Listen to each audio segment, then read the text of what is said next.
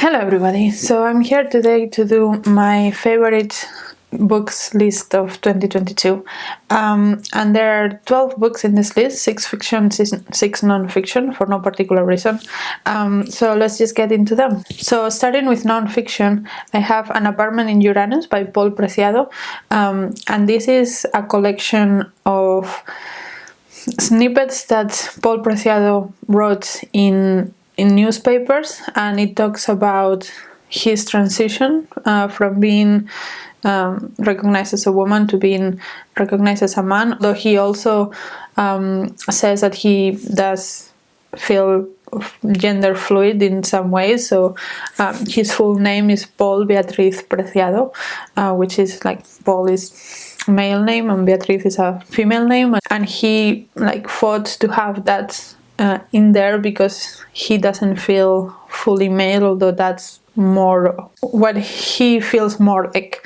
And he also talks about the sense of home, the idea of home. He talks about the fact that he doesn't really feel at home in his hometown of Burgos in Spain because it's quite a conservative town, but when he moved to Barcelona, to Paris, to Athens, he really felt at home in those places. So he kind of has 3 homes that were never the place where he grew up, and that's feeling of home and all of that. And he also takes us through the different places where he is and the different feelings he has about them. And I just thought it was so intelligent and so well done. Obviously there is some parts that are a little bit repetitive because these were separate publications that he put together for this book, so there is some repetition in some places, but that didn't detract me from feeling so immersed into his psyche and to what he was feeling and doing and being. So yeah, I was very impressed with this. It's great. I haven't heard many people talk about it, and I think they should. I know that February is Fitzroy, and this is published by Fitzcarraldo, so I hope more people pick it up for that. That would be great. The second book that I put in my favorites for non-fiction is The Fourth Time Withdrawn by Sally Hayden, and this won the Orwells Prize for non-fiction, and that's why I read it, and I also saw that other people read it and loved it as much as I did. This is an account. Sally Hayden is a journalist, and she was contacted by some people that are in refugee camps in Libya, and she was contacted by them because the conditions in those centers were horrible, and they were asking her for help. And as a journalist, the only thing that she could do is report on what was happening and hope that other people awoke to that reality of the camps in Libya and how they are more like concentration camps than refugee camps sometimes. And this was horrible. Like, the things that happened to them are horrible. And it was written so vividly. I read it in audiobook as well, and there are some snippets of the audio messages that Sally Hayden gets from these people, and you can hear shooting in the background. You can hear the desperation in their voices when they're asking for help, and how they are treated. And there is also, I like that Sally Hayden didn't just present this as an objective narrator. She points fingers about why this is happening, and points fingers especially at the European Union for how the policies that they are implementing affect the refugees that are trying to come here, and how they pay so much money to places like Turkey and Libya to keep those refugees there in horrible conditions, just so that they don't come to Europe. And yeah, it was great. I think a lot of people should read this because we need to talk about this more and we need to solve the situation. So yeah, I was really glad to see that it won the Orwells Prize, and I think it was very well deserved, and I also think that more people should pick this up. Then the next one I have is a memoir. I have a few memoirs here, and this one is The Opposite of Butterfly Hunting by Evanna Lynch. Evanna Lynch played Luna Lovegood in Harry Potter. But this is not about that so much. Before she played Luna Lovegood, she suffered from anorexia, and she tells in this book how that experience was. And she's so smart, and she also is a very good writer. She writes very beautifully, and she's very honest and clear about what the processes in her mind were and how this happens, and how for her anorexia was a way of taking control of her life when everything else in her life was not in her hands to take control of, and how that sense of control and power was very addictive, and that's how you want more and more and more, and that's why it goes to the extremes that it goes to, and it's so difficult to get out of it, because it's it's the only way that she found to cope with life. And the way that she describes these processes, it made me understand much more how people like that feel and think, and how these diseases get to where they get, and how it is really a disease, and it's not like she didn't want to live, or she didn't want to eat, or anything like that. It's just the way that she had to cope with life, because nobody else had taught her how to cope otherwise. And it was beautiful, I think. It was really, really nice. Not the topic, obviously, but the way that she described everything, and it made me understand so much more how she felt. So yeah. Then the next one I have is another memoir, and that's 10 Steps to Nanette by Hannah Gadsby. Hannah Gadsby is a comedian. She has one Netflix special called Nanette and another one called Douglas. And she's so smart, so smart, so funny, and also has gone through so much trauma in her life. And this book is it's not about the trauma, but it's about how she lived the experiences of her life.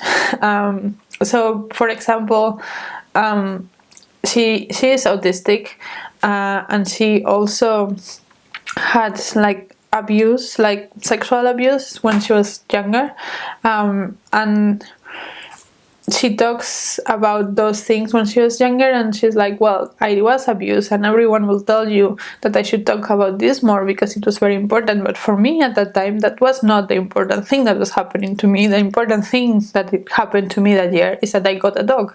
And then she goes on talking about her dog and how much she loves her, and how much it impacted her life.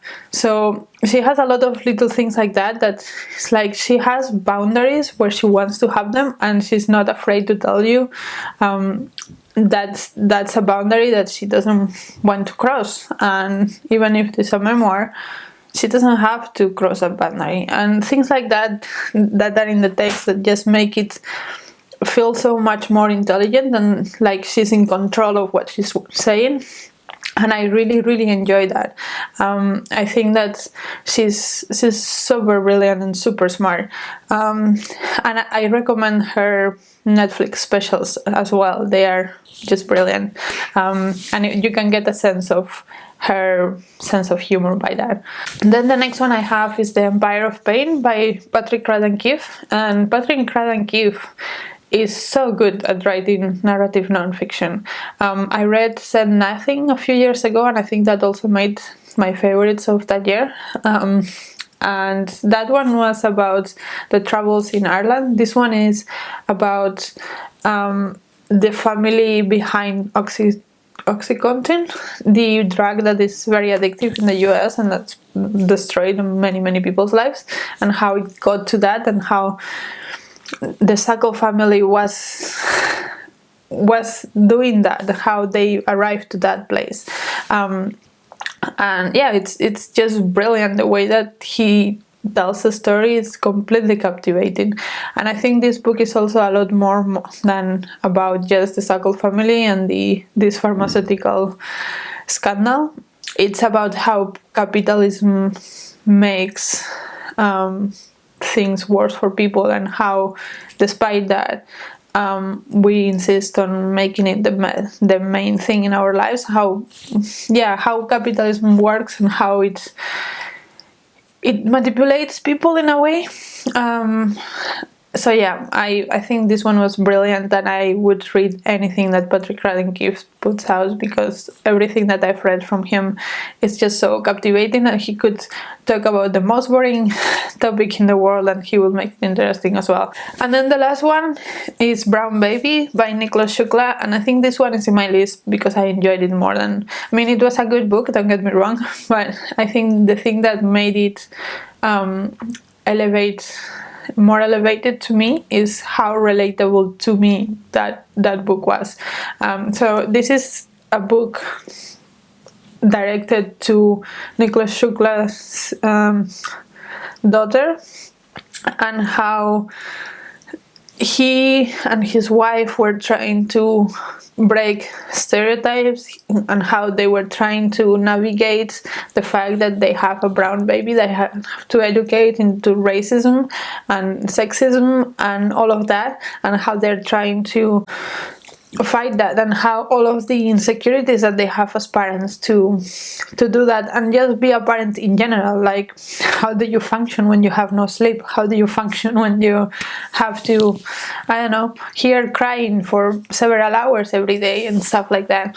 And it was just so relatable to me, because so many of these things I've also thought about, and I have also tried to navigate. And Nikesh Shukla's daughter is older, like I think when he wrote this book she was 4 or 5 years old, and obviously my daughter is 1 year old.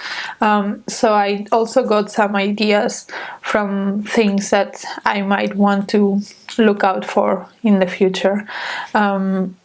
And I might want to reread this book in the future as well, to refresh my memory on things and remind me that I'm not alone thinking the things I'm thinking.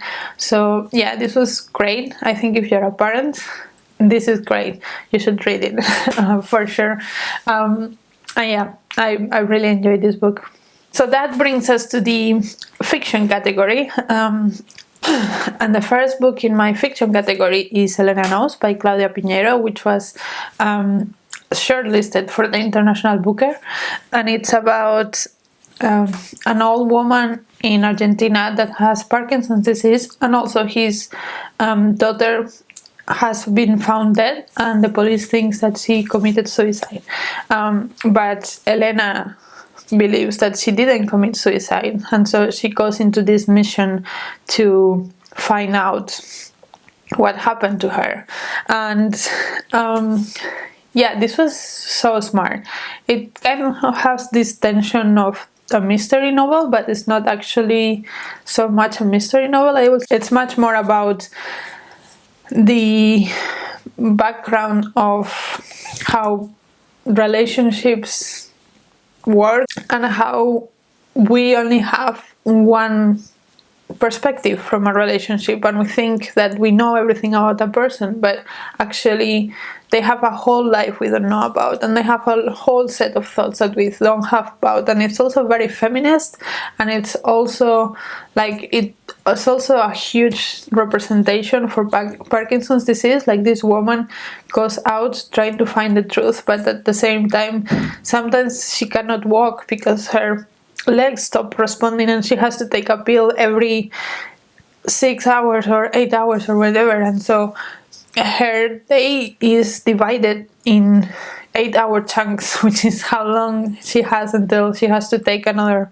pill for her body not stop responding to her. Things like that. It was so smart. It was so full of different things that we explored. There is one conversation at the end that is a banger, and I just think that this was brilliant. I think it should have won the International Booker. I mean, not that Tomb of Sand was a bad winner, but I just think that this was great. It was my favorite of the list, and yeah, it was very good. Then on the same theme of Booker this time, I have The Colony by Audrey Magee, and this is about an island in Ireland, and it's a very isolated island, so people still mostly talk in Irish, and they have their own culture and stuff. And then there is this painter from the UK that arrives to the island and expects everyone to speak English to him, and he's kind of a little bit entitled. And then there is another man already in the island. He's French, and he has been studying Irish. He's a linguist, so he wants to defend the Irish culture of this island as much as he can. But of course, he's not very happy that this guy from Britain has just arrived. And he's also kind of entitled, like he's defending the Irishness of the island much more than the people in the island themselves. So we have this conflict between those two people, and then we have the people of the island themselves that they just want to get on with their lives, and of course they speak Irish and they want to be respected by that. And then there is also the other side of the conflicts in Northern Ireland that are going on, and we see that on the background, like they're on the radio and stuff. And we have all these elements together that make such a good picture of what colonialism is like. And we often think about colonialism when we think about Africa or South America, but there was also colonialism within Europe, and this is a very good example of that, how the Irish people have been treated throughout the history. And it was so clever, and it was so well done, so well done. And the audiobook, I did this in audiobook, and it was great. The narration was great as well. So yeah, I mean, this was my highlight of the Booker as well. I was a bit sad that it didn't even make it to the shortlist. I think it was a lot of people's favorites to win. And it was my favorite to win, but it certainly didn't even make it to the shortlist. But still, I'm so glad I read it. It was such a good book, and it had so many intelligent things to say. And then the other Booker book that I have in this list is the actual winner, which is The 7 Moons of Mali Almeida by Shehan Karunatilaka. And this is a Sri Lankan author that talks in this book about Mali Almeida, who was a journalist. He was also gay, and he's dead. At the beginning of the book, he's dead, and we kind of follow his spirit. And he has 7 moons, so like 7 days, to uncover this thing that he recorded when he was alive, that the government doesn't want him to uncover. So it's kind of a mystery as well, and it's the pace is quite fast, but at the same time it has this magical element, like magical realism, and it also has elements of like the political tension, because all these photographs that they don't want to see, it's because of corruption within the political system and what it will uncover, and all the unrest in Sri Lanka at that time. And it has so many layers. It's so smart and so well done, and I don't think I got all of the things that it had to offer. I would like to reread it to be a little bit more knowledgeable on the topic, so that I can grasp more of the book, because it had so many things going on and so many layers that it was very difficult to grasp everything in one read. So in that sense, I think maybe it was more of a book that I admire more than I enjoyed, because sometimes I felt a bit lost. But I think that it is one of the best books I've read this year, and that's why it's in this list. Even if enjoyment level was not as much as other, it was just so smart that I think it still deserves to be one of the best books I read this year. Then the next book I have is My Heart by Semezdin Mehmedinov, and I read this for the Booktube prize, and it's about I think it was Bosnian, if I remember correctly. It was somewhere in Yugoslavia, but I think it was Bosnian. So it's about this man that moved, when the war started, he moved to the US. And it's divided in 3 main parts. One of them was about his wife and his relationship with his wife and how much he loves her, and despite them being old and she getting like quite sick at some points. Then another chapter is directed to his son and talks about the things that he wants to leave to him. And the last part was about himself. He has heart problems, and like the relationship with himself and with his heart, it's a very strong one as well. And it's just so beautifully written. It's so honest as well on all of the feelings about being a stranger in a country and what happens when your country doesn't exist anymore and things like that. And it was just so beautiful. It was so beautiful. I really enjoyed this.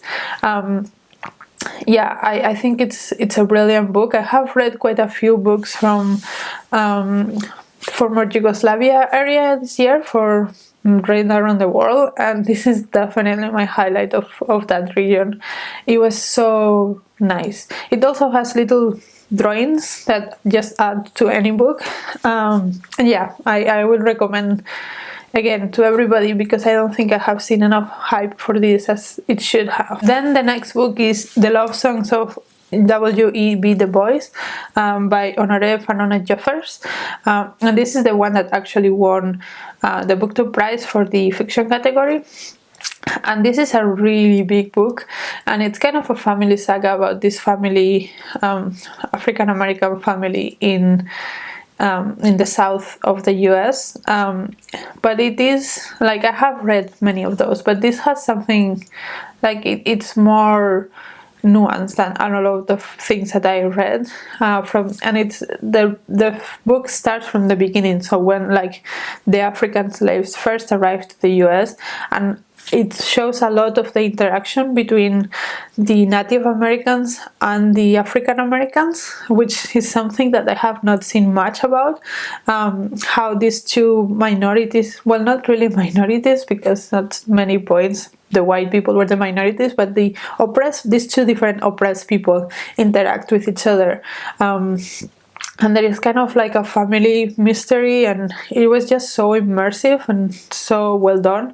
And again, I did the audiobook for this one as well, and I think that was a good choice because it just immerses you in the story so much, and I think it was very well done. And then the last one that I have, it's There Are More Things by Yara Rodrigues Fowler, which was part of the fiction Orwell category of this year, and this is told in a very playful way. It has, those kind of books that have sections that are 3 words and then have longer sections and things that like words that kind of fall out of the page, that kind of thing. And it's basically about 2 girls in London in her 20s. And one of them has just moved from Brazil to do her PhD, and the other one is from London, but she has Brazilian family, so they connect into that. There is also an element of LGBTQIA. There is an element of climate change and activism are surrounding climate change. And I just found this very relatable, because it's not like 20 years old with a very messed up life. It's more like after that, like when you have conscious and you know kind of the things that are important to you, but you're still figuring out, I don't know, have a house, a relationship, those kind of things. And I just found it very relatable and very heartwarming. It's just, there are things that happen, but it's not.